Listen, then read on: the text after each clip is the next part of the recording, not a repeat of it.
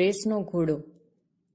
રેસનો ઘોડો નવલિકાના લેખિકાનું નામ વર્ષા અડાલજા છે. તેમનો જન્મ 10 એપ્રિલ 1940માં મુંબઈમાં થયો હતો. ગાંઠ છૂટ્યાની વેળા, અણસાર, ખરી પડેલો ટવકો, રેત પંખી, મારે પણ એક ઘર હોય, ક્રોસ રોડ એ તેમની નોંધપાત્ર નવલકથાઓ છે. શિક્ષણનો પાયાનો સિદ્ધાંત બાળકને આનંદ આપવાનો છે, બાળકને સારો માણસ બનાવવાનો છે. વાલીઓની અપેક્ષાઓને કારણે આજનું શિક્ષણ વધુ સ્પર્ધાત્મક અને ભારરૂપ બન્યું છે, જેનાથી બાળકનું બાળપણ છીનવાઈ જાય છે. માટે અહીં બાળકોને પોતાની રીતે વિકસવા દેવાની શીખ આ કૃતિમાંથી મળે છે. વિનુકાકા વાતમાં હંમેશા કહેતા, નિશાન ઊંચું રાખવું જોઈએ. અંકિત પ્લાસ્ટિકની લાંબી ગન ઉપર ઝુમ્મર તરફ તાકીને પૂછતો, અંકલ આટલું ઊંચું? ચાલ બદમાશ ક્યાંનો. વિનુકાકા ગન લઈ લેતા, પછી નાનકડા અંકિતને બાજુમાં બેસાડી સમજાવતા, બેટા, સામાન્ય તો બધા ભણે, જીવે, પણ લાંબી લાંબી ડિગ્રી મેળવે, હરીફાઈઓમાં ચંદ્રક લાવે, ટીવી અખબારમાં ઇન્ટરવ્યૂ અને ફોટા આવે, બસ તબ ક્યા બાત હે. અંકિત થોડું સમજે ન સમજે, પણ મને અને સંજયને સંતોષ થતો. અંકિતને સલાહ શિખામણ આપવાની અમારે જરૂર ન રહે. ઘણીવાર બાળકોને મા બાપની વાતો કચકચ લાગતી હોય. જ્યારે વિનુકાકા અંકિત અને એમના પુત્ર સૌરભને જુદી જુદી રમતો રમાડે, ચોકલેટ આપે અને પછી આવી બધી વાતો કરે. બંનેની ઉંમરમાં ઝાઝો ફરક નહોતો. સાંજે માથે બેસીને હોમવર્ક પણ કરાવે, પછી ટીવી પર નેશનલ જિયોગ્રાફી કે ડિસ્કવરી ચેનલ મૂકે. મંજુ કાકી ઘણી વાર કંટાળી જતા. તમે તો છોકરાને જાણે જેલમાં પૂર્યા છે, રમવા જવા દો ને. એની ઉંમરના છોકરાઓ સાથે જરા ભળવા તો દો, બાળક છે. સામાન્ય છોકરાઓની સાથે રમીને એને શી પ્રાપ્તિ થવાની? નિર્ભેળ, નિર્દોષ આનંદની. જો અત્યારે તેના ચહેરા પર આનંદ જ છે ને. કપાળ તમારું, એ આનંદ આઈસ્ક્રીમનો છે. 24 કલાક ચોકી કરશો એટલે છોકરો ભણેશ્રી થઈ જવાનો છે. મંજુ, મૂર્તિને કંડારવી પડે છે. દુનિયા તેજ ગતિથી દોડી રહી છે. તીવ્ર હરીફાઈ છે બધા ક્ષેત્રમાં. તો અરે તો લક્ષ્યાંક પર પહોંચવું હોય તો ઘોડો દોડાવવો પડશે મંજુ. હારી ગયેલાનો કોઈ ભાવ પૂછતું નથી. હે ભગવાન, તમારા ભેજામાં ક્યાંથી આ ભૂસું ભરાયું છે? ગયે મહિને SSCનું પરિણામ આવ્યું. ઝૂંપડપટ્ટીનો છોકરો પહેલો આવ્યો કે નહીં? તારી સાથે માથાકૂટ નકામી છે. આવતા મહિનાથી સૌરભના કમ્પ્યુટર ક્લાસ શરૂ થશે. મંજુ કાકી વેફર્યા. અત્યારથી 5મા ધોરણથી ક્લાસ? સૌરભ ના પાડી દે બેટા પપ્પાને. જોઉં છું કેમ તને પરાણે લઈ જાય છે. સૌરભે તરત કહી દીધું, ના મમ્મી, મારે કમ્પ્યુટર શીખવું જ છે. પછી ક્લાસમાં મારો વટ પડી જશે. મંજુ કાકીએ 2 હાથ જોડ્યા. હે માતાજી, બાપ દીકરા બેયને સાથે સદબુદ્ધિ આપજે. એ સાંજે વિનુકાકા ઘરે આવ્યા. આમ તો એક જ મકાનમાં ઉપર નીચે અમે રહીએ અને સૌરભ સાથે અંકિતને ઘણી વાર એ ભણાવે, એટલે એમના આવવાની નવાઈ નહોતી. પણ આજે તો એ ખાસ આવ્યા હતા. એમનો આગ્રહ હતો કે સૌરભની સાથે અમારે અંકિતને કમ્પ્યુટરના ક્લાસમાં દાખલ કરવો. હું અને સંજય ખુશ થયા. વિચાર સરસ હતો. જો કે ફી ઘણી વધારે લાગી, પણ સંતાનના ભવિષ્ય માટે થોડી વધુ મહેનત કરીશું વિચારી અમે પણ સંજયને કમ્પ્યુટર ક્લાસમાં દાખલ કર્યો.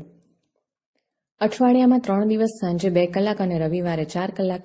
જો કે અંકિત નારાજ હતો, પણ બાળક પોતાનું ભલું બુરું ક્યાંથી સમજી શકે? ઘરથી નજીકના બાલમંદિરમાં હું સાંજે ગરીબ વસ્તીના બાળકોને ભણાવતી હતી. એ કામ માટે પગારનો તો કોઈ સવાલ જ નહોતો. હું ખૂબ ઉમળકાથી એમને ભણાવતી હતી. એ બાળકો પણ મારી સાથે હળી ગયા હતા. તોય ભારે હૃદયે મેં એ કામ છોડી દીધું અને અંકિતની ફી માટે ટ્યુશન કરવા લાગી. હું સંજયને ઘણીવાર કહેતી, આપણે કેટલા નસીબદાર છીએ કે વિનુકાકા આપણા પડોશી છે. સૌરભની સાથે અંકિતનું ઘડતર થઈ રહ્યું છે. શેનું ઘડતર નીના બહેન? એક દિવસ મંજુ કાકીએ રીતસર મારી પર હલ્લો કર્યો. આ ટાંકણા ટોચીને બિચારા જીવને શી પીડા થાય છે તે તમને નથી દેખાતી? જુઓ મંજુબેન, આપણે મધ્યમ વર્ગના માણસ. તમારી મારી કોઈ ઇન્ડસ્ટ્રી નથી કે દીકરાને સીધો એર કન્ડિશન્ડ કેબિનમાં બેસાડી દઈએ. અત્યારથી મહેનત નહીં કરીએ તો એ લોકો આગળ કેમ આવશે? મંજુબહેનની આંખ ભીની થઈ ગઈ. તમારી વાત હું નથી સમજતી. હું માં છું, દુશ્મન તો નથી ને? તો પછી? પણ ખરું પૂછો તો હું એકલી પડી ગઈ છું. એ બાપ દીકરાની જાણે અલગ દુનિયા છે અને હું માત્ર ઉંમરે ઊભી છું. મારા દીકરાને રેસના ઘોડાની જેમ દોડાવે છે. વિનુકાકાને તમારા માટે ખૂબ લાગણી છે. નહીં જાણતી હોઉં, પણ કોણ જાણે મનમાં ઊંડે ઊંડે ખોટું લાગે છે. અરે ના ના મંજુ કાકી, થોડા વખતમાં બધું ઠીકઠાક થઈ જશે. તો તમારા મોંમાં ઘી સાકર લ્યો, હું જાઉં. મંજુ કાકી ઉતાવળે ગયા, પણ મારા મનમાં પ્રશ્નાર્થ મૂકી ગયા. મંજુ કાકીનું આવું વિચારવું ઠીક હતું? હું તૈયાર થવા લાગી. અમારા ઘરથી થોડે દૂર નાનો બગીચો છે. સંજયને ઓફિસથી આવતા મોડું થવાનું હોય ત્યારે હું અને અંકિત સાડીની પાટલી હાથમાં જ રહી ગઈ. કેટલા વખતથી અંકિત તો રમવાના વખતે મારી સાથે બગીચામાં રમવા આવ્યો જ નથી. હિંચકા ખાવા તો એને ખૂબ ગમે. શનિ રવિમાં દરિયાકાંઠે અચૂક જવાનું જ. અમે 3 સાથે મળી રેતીમાં ઘર બનાવીએ, પછી કુલ્ફીની લિજ્જત.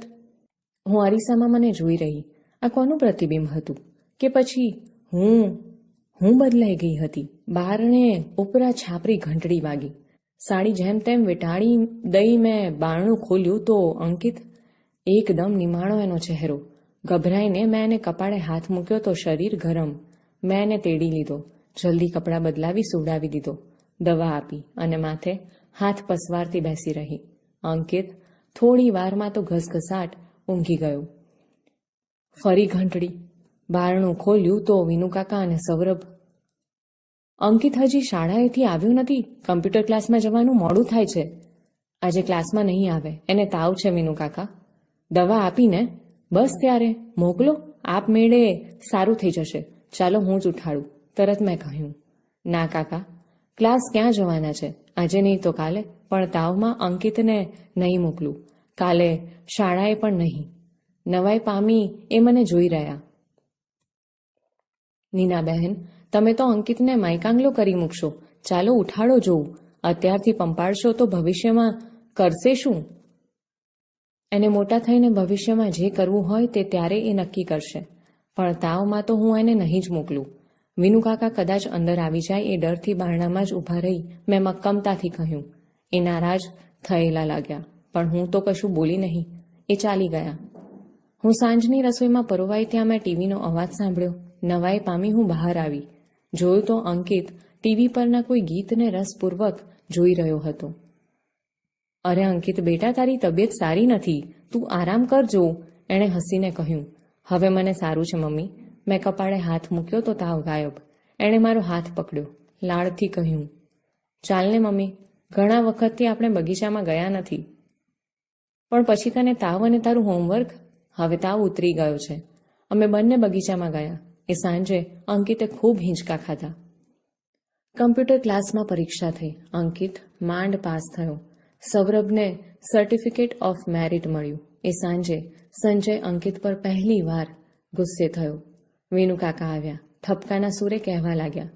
આ બધું તમારા લાડનું પરિણામ છે નીનાબહેન. હવે આ વખતે હું જ ધ્યાન રાખીશ. કશું વિચારવું એ પહેલા મેં તરત કહ્યું. ના વિનુકાકા, હવે મારે અંકિતને કોઈ ક્લાસ કરાવવા નથી. અરે પણ એમ તે હોય, એકવાર ઓછા માર્ક આવ્યા એમાં, એટલા માટે નહીં. પણ જરા મોટો થાય ત્યારે અમે એને જ પસંદ કરવા દઈશું કે એણે શું કરવું છે. એ રાત્રે સંજય પણ મારા પર નારાજ થઈ ગયો. તું જાણે છે નીના, મારા સંજોગો એવા હતા કે હું જિંદગીમાં બહુ આગળ ન આવી શક્યો. અંકિત માટે હું બધું કરી છૂટવા તૈયાર છું. તમે એને એક ચીજ આપશો, અંકિત પણ ખુશ, હું પણ ખુશ. જરૂર, પણ મોંઘી તો નથી ને? ખૂબ કિંમતી છે, પણ તમારે રોકડા ચૂકવવા નહીં પડે. એટલે અંકિતને એનું શૈશવ આપો સંજય. સાંજે ઘણીવાર હું અને અંકિત બગીચામાં જતા. ત્યાં એને હિંચકા ખાતો, બીજા બાળકો સાથે રમતો જોતા મને થતું, ના, મારો નિર્ણય સાચો છે. પણ એમ કંઈ વિનુકાકા અંકિતને છોડે એમ નહોતા. વિનુકાકા સૌરભને ભણાવે ત્યારે અંકિતને લઈ જતા, પણ મને સ્પષ્ટ દેખાતું કે એ નારાજ થઈ જતો.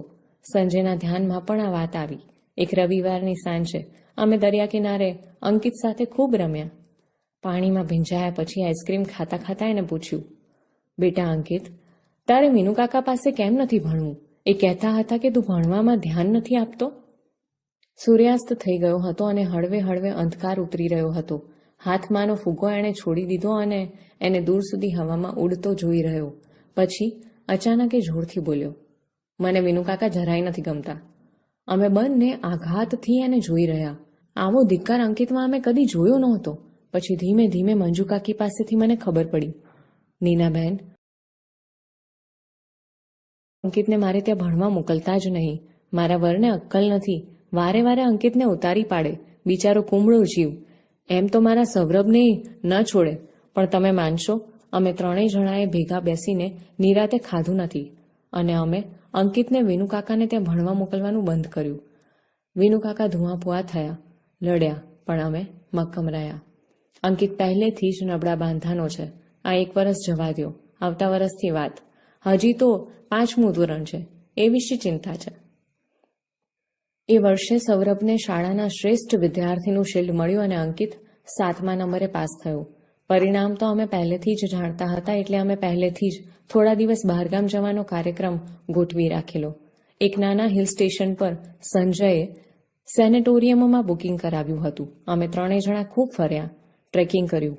એને ઉત્તીર્ણ થવાની ખુશાલીમાં મેં એને રામાયણ મહાભારતની બાળકથાઓના પુસ્તકો ભેટ આપેલા. વાંચવાનો એવો નાદ લાગ્યો કે એણે બધા જ પુસ્તકો 2 વાર વાંચી નાખ્યા. અમે ચિંતામાં હતા કે અંકિત અને સૌરભને જુદા પાડવા શાળા બદલીએ તો સારું. ત્યાં તો બંનેના વર્ગ જુદા થવાથી અમને મોટી હાશ થઈ ગઈ. અંકિત પણ જાણે આનંદમાં રહેવા લાગ્યો, જાણે મુઠ્ઠીઓવાળી સતત દોડવામાંથી એને છુટકારો થઈ ગયો. પછી આખી વાત પરથી અમારું ધ્યાન હટી ગયું. મને દિવસો હતા અને મારી તબિયત સારી રહેતી ન હતી. હું તો શરૂઆતમાં ખૂબ ઉદાસ રહેતી હતી, પણ અંકિત તો ખુશ મારી ખૂબ કાળજી રાખે. સાંજે સ્કૂલેથી આવી પોતાની મેળે જ દૂધ પી લઈ જલ્દી હોમવર્ક કરી લે, પછી સાંજની રસોઈમાં મને મદદ કરે. વિનુકાકાએ જોઈ ગયેલા, એથી તો એમની નારાજી ખૂબ વધી ગઈ, અને હવે તો એક બિલ્ડિંગમાં રહેવા છતાં એ લિફ્ટમાં મળી જાય એ પૂરતો જ સંબંધ રહ્યો હતો. હા, મંજુ કાકી બપોરે ડોક્યું કરતા, મારા માટે અચૂક ગરમ નાસ્તો લાવતા. સૌરભ સીડીનું એક પગથિયું ચડી રહ્યો હતો, તોય એમની આંખમાં વિષાદ ડોકાતો હું જોઈ શકતી. મને દીકરી જન્મી. અંકિતને ગાંડો ઘેલો થતો જોતા હું અને સંજય હસી પડતા. અંકિતને એની પર ઓળઘોળ થતો જોઈ મનમાં કોઈ અજબ સુખ અનુભવાતું. મંજુ કાકી તો એને રમાડતા રડી જ પડેલા. અંકિતે લાડથી એનું નામ પાડ્યું ફોરમ. હજુ તો થોડા મહિનાની હતી અને એને કમળો થઈ ગયો. અમારા સૌના જીવ ઊંચા થઈ ગયા. કમળો મટ્યો ત્યાં આખા શરીરે એને ફોલ્લીઓ ફૂટી નીકળી. એ વર્ષે અંકિતનો ક્લાસમાં 31મો નંબર આવ્યો. અમે 2 એને વઢી શકીએ એમ પણ નહોતા. ભણવાનો એને ખાસ સમય જ ક્યાં મળ્યો હતો. મંજુ કાકી બપોરે વિનુકાકાથી છાની કેક લઈને આવેલા. બેટા, મારી પરીક્ષામાં તો તું પાસ હો. ફોરમ બીમાર પડી જતી ત્યારે, એને કેજીમાં દાખલ કરી ત્યારે, કે પછી સંજયને સ્કૂટરનો ગંભીર અકસ્માત થયો ત્યારે અંકિત હંમેશા મારી સાથે હતો. એસએસસીમાં સૌરભને 92% આવ્યા અને અંકિતને 68% આવ્યા. સૌરભે સાયન્સમાં એડમિશન લીધું, અંકિતે કોમર્સમાં. મેં અને સંજયે એને સરસ કિંમતી ઘડિયાળ ભેટ આપી. ત્યારે ઘણા સમયે મેં એના ચહેરા પર ફરી ઉદાસી જોઈ. સોરી પપ્પા, તમારા લોકોનું સપનું હું પૂરું ન કરી શક્યો. મેં કહ્યું, તું માત્ર ડિગ્રી મેળવે એ અમારું સપનું નહોતું બેટા. તું એક ઉમદા માણસ બને એવું અમે બંને જરૂર ઈચ્છતા હતા, અને એ સપનું સાચું પડશે એવી મને શ્રદ્ધા છે. 11 વર્ષ પછી અંકિત એક બેંકમાં સરસ નોકરી કરે છે. કિડની ફેલ થવાથી સંજયનું મૃત્યુ થયું છે. અંકિત બેંકમાં એની સાથે કામ કરતી નંદા નામની યુવતી સાથે લગ્ન કર્યા છે. એમને નાનકડો મીઠડો દીકરો છે યશ. ફોરમ બીએસસીમાં અભ્યાસ કરે છે. સંજયના મૃત્યુ પછી અંકિતે અમને મા દીકરીને સાચવી લીધા છે. કોઈ ખોટ પડવા દીધી નથી. ઘણીવાર સાંજે અમે બધા જ બગીચામાં જઈએ છીએ. યશને મોટા હિંચકા ખાવા ખૂબ ગમે છે. સૌરભ અમેરિકામાં ડોક્ટર થયો અને ત્યાંની મોટી હોસ્પિટલમાં એ કામ કરે છે. ત્યાં એનું નામ ઘણું મોટું છે. વિશાળ બંગલો, કાર બધું જ એની પાસે છે. માત્ર માતા પિતા માટે એની પાસે સમય નથી. વિનુકાકા અને મંજુ કાકી શરૂઆતમાં તો પહેલા હોશભેર અમેરિકા જતા, પણ 3 વર્ષ પહેલા છેલ્લી વાર પાછા આવ્યા. પછી હવે અહીં જ છે. ક્યારેક હું એમને પૂછતી, હવે ક્યારે જશો? ત્યારે માથું ધૂણાવી ચૂપ રહે છે. એમની આંખના ખૂણે બાજેલું નાનું આંસુ આથમતા સૂરજના કિરણમાં ચમકી ઉઠે છે. હવે ફરવા જઈએ ત્યારે અંકિત અચૂક એમને સાથે લઈ આવે છે. વિનુકાકા અને મંજુ કાકીની ઉંમર જાણે એકદમ વધી ગઈ લાગે છે. કાકીને ગોઠણનો દુખાવો થયો છે. ફોરમનો હાથ પકડીને ધીમે ધીમે ચાલે છે. બગીચો ખાલી થવા લાગે છે. હલકો અંધકાર ઉતરે છે. અંકિત કાકાનો હાથ પકડી ઉઠાડે છે. ચાલો વિનુ કાકા, ઘરે જઈશું. કાંડે બાંધેલી કિંમતી ઘડિયાળમાં જોયા વગર તેઓ કહે છે. હા બેટા ચાલ, બહુ મોડું થઈ ગયું.